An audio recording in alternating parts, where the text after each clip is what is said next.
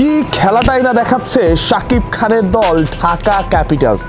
শাকিব খান নিজেই বড় নাম, তিনি থাকবেন কি থাকবেন না এই সংক্রান্ত একটা বিপিএল এর আগে ডাবল চমক, বাবর আজম ও কুইন্টন ডি কককে দলে নিল শাকিব খানের ঢাকা ক্যাপিটালস।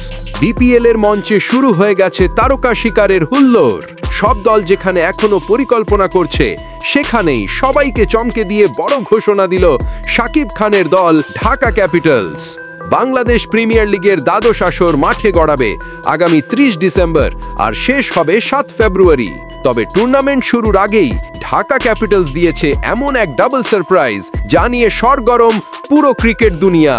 হ্যাঁ, ঠিকই শুনেছেন, ঢাকা ক্যাপিটালস দলে নিয়েছে পাকিস্তানের কিং বাবর আজমকে, আর তার সঙ্গে আছেন দক্ষিণ আফ্রিকার উইকেট রক্ষক ওপেনের কুইন্টন ডি কক। ঢাকা ক্যাপিটালসের অফিসিয়াল ফেসবুক ভেরিফাইড পেজে এই খবরটি ইতিমধ্যেই নিশ্চিত করা হয়েছে। জানা গেছে, দুজন তারকার সাথেই ডিরেক্ট সাইনিং সম্পন্ন হয়েছে, অর্থাৎ তারা নিশ্চিতভাবেই খেলবেন বিপিএল 2026 আসরে।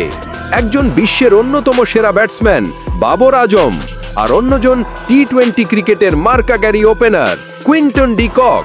দুজন একসাথে ঢাকার জার্সিতে খেললে দর্শকদের উত্তেজনা হবে আকাশ ছোঁয়া। বিশ্লেষকরা বলছেন, বাবর আর ডি কক ঢাকায় যোগ দিলে ঢাকা ক্যাপিটালস হয়ে উঠবে সবচেয়ে ব্যালেন্সড ও ভয়ঙ্কর দল। ব্যাটিং লাইন আপে থাকবে আগুন, আর সাকিবের নেতৃত্বে তৈরি হবে এক ড্রিম কম্বিনেশন। বিপিএল শুরু হতে এখনো 1.5 মাস, কিন্তু ঢাকার ঘোষণা ইতিমধ্যেই জ্বালিয়ে দিয়েছে পুরো মাঠ। Babar Azam, Quinton de cock আর শাকিব খান এক টিমে, এটা সত্যিই বিপিএল এর ইতিহাস বদলে দিতে পারে।